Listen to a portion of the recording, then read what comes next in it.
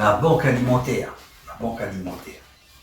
Alors là, c'est depuis 2020, il y a une loi du Congrès qui oblige les grandes surfaces de, je crois, 300-400 mètres carrés, sont obligées de donner les invendus.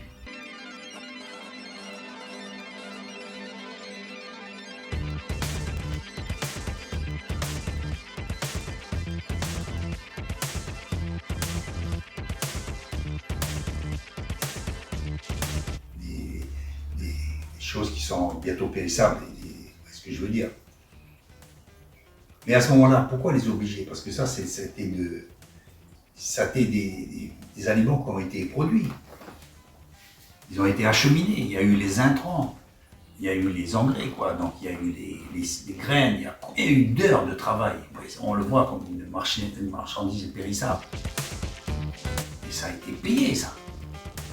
Le coût du transport, de l'eau, les heures de travail où le jardinier se levait le matin de bonne heure pour mettre le filet, pour mettre sentier escargot, pulvérisation de toutes sortes de produits, ça a un coût, tout ça.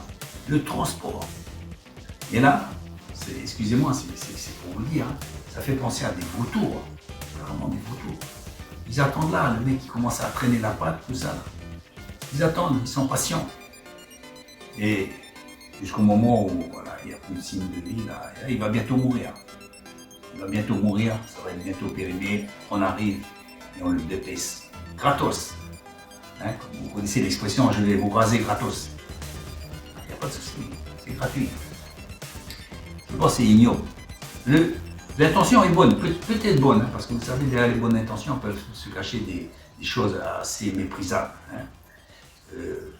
Un verset de la Bible où il dit, voyez, on peut donner ses biens aux pauvres, on peut même se brûler par le feu et tout.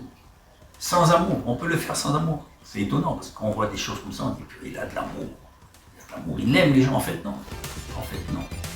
On veut se faire un nom, ou alors, je sais pas, on veut être... on veut pas qu'ils nous gênent, quoi, parce que ça va devenir des problèmes dans la société, on va leur donner de la bouffe, là. Voilà. Même de la malbouffe, ça fait rien, ils vont avoir le ventre... Je sais pas, je peux pas dire, mais...